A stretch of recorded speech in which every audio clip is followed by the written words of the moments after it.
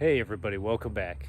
Today we're going to be doing an oil change on our 2022 Challenger Hellcat Redeye because we just hit 1,500 miles and we need to do our brake and oil change. All right, so we got our car in here on the lift. It's extremely easy to back this thing up onto the rack. You can pretty well center your lines on the backup camera with the rack itself and back straight onto it.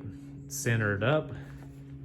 As you can see, centered on both sides.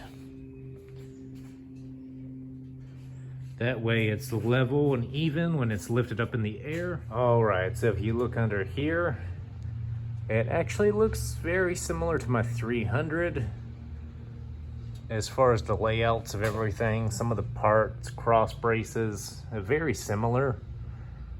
Just the overall design of it. So we will have to remove this pan up here. Let's go ahead and get started removing this piece to get to our oil plug. All right, so to get started, we're gonna go ahead and remove this cover that goes over the oil plug. And it is 4 10mm bolts, 2 in the front, 2 in the back, and then this piece just slides out. All right, so our oil drain plug is right here and it is a 13mm. And also while we're under here, we're probably gonna wipe up some of this dirt that's down here.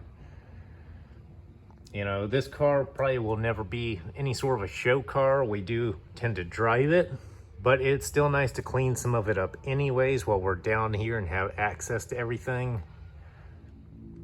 To go a little off topic for a second, you know, being in Florida, it's very kind of hilly as far as, you know, steep driveways going into places. You have a lot of ups and downs in the road, potholes, things like that. So being that we do not have our bumper protector on here, you can see it does get quite scraped up and we only have 1,500 miles on this car.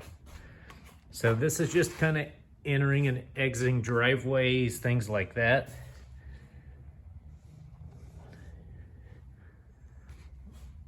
But also, if you look back in there, you can see the vent, and that does go to the brake calipers that is on either side. So as you can see, this is the back side of that bumper to allow air back here to the brakes. And that is on both sides as well. All right, so we did wipe it down a little bit, get it cleaned up some from all the mud on it. So now we're gonna take our oil drain plug loose with our 13mm and start draining the oil. All right, so while our main oil plug is draining, we're going to pull off our front lower cover here. That way we can get to the oil cooler and drain that as well. And we will have 5 of these 7mm bolts. As you can see all along here.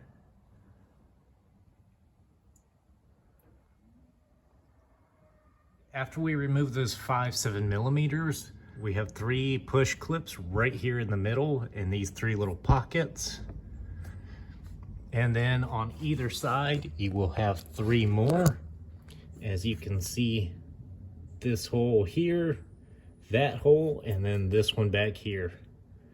So there will be 3 more of these little push clips in those holes, and then you can pull this section off as well to drain the oil cooler. Also, there is one last push clip on the driver's side only, and that is right here in this corner, right before you flip around to do these other 3. So it's just right there. And after that, the whole thing just drops down and slides out. All right, so this is that front plastic underbody tray that goes under the oil cooler. As you can see, we have quite a bit of dirt and grime under there. Even though we only have 1,500 miles, you know, we do live off dirt roads, things like that. So we're gonna go ahead, spray it with some purple and clean this thing off. So also, if you're worried about your lower bumper valance getting scratched up and whatnot, It is detachable from the front bumper itself, and you can replace it for fairly cheap. You know, it's not that big of a thing. It doesn't warrant using bumper protectors over that they are shipped with. It is easily replaced. All right, so this right here is your oil cooler plug, and it is right in front of the passenger front wheel, just right here in front behind the bumper. And it's a 15 millimeter as well. So you just loosen that, drain the oil from there. So we drained all our oils, the main pan bolt right here, our oil cooler over there. And now we just have to do filter. It's right here on the passenger side. So we'll get a wrench up in here, take that down, and put our new oil filter up. Start buttoning up down here again. All right, so we got our oil filter here. We're gonna go ahead and put some oil in there as well, just to kind of help the system prime a little bit. We'll also take some oil and put it around this seal here to help it seal a little better. And we are using 5W40.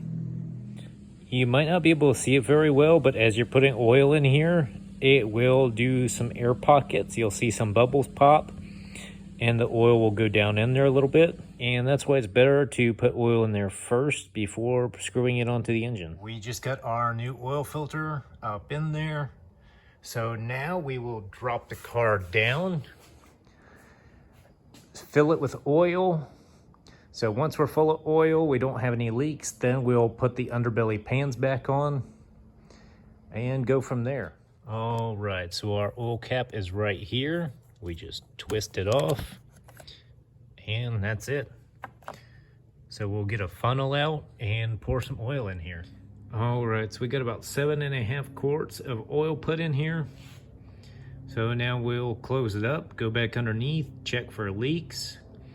If we're good, then we'll put the underbelly pans back on. All right, so I think we're good. As you can see, we got them all cleaned up.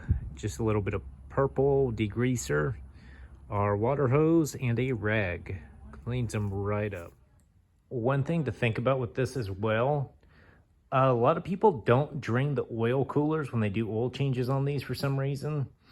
And that does leave about 1/4 quart of oil in there. So just keep that in mind when you are going to fill it. All right, and also I wanted to point out that they do have arrows 1 through 4.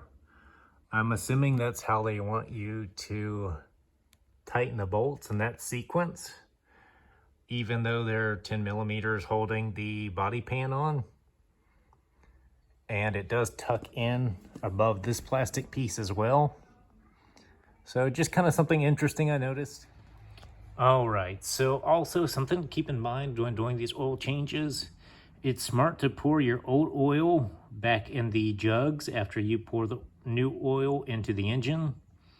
That way you can kind of measure to see if your car is burning any oil, leaking, you know, any sort of issues going on with it to look for. So these are 5-quart jugs.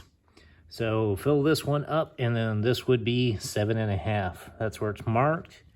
And you'll see we're about 1/2 quart low. So, you know, these cars do burn oil excessively during that first break-in period, about 3,000 miles or so. They are known to burn oil through then. So you should definitely keep an eye on it. But also, you know, your residue from draining the oil, transitioning through the oil pans and whatnot, you will be a little bit low as well, because you aren't going to get all the oil out of the pans and whatnot. So we're right about on par with how do you expect. Best case scenario, we got about 7 quarts out of it. All right, so that's all for today's video. I hope y'all enjoyed it. Be sure to like, subscribe, follow along below to see what we got going on next.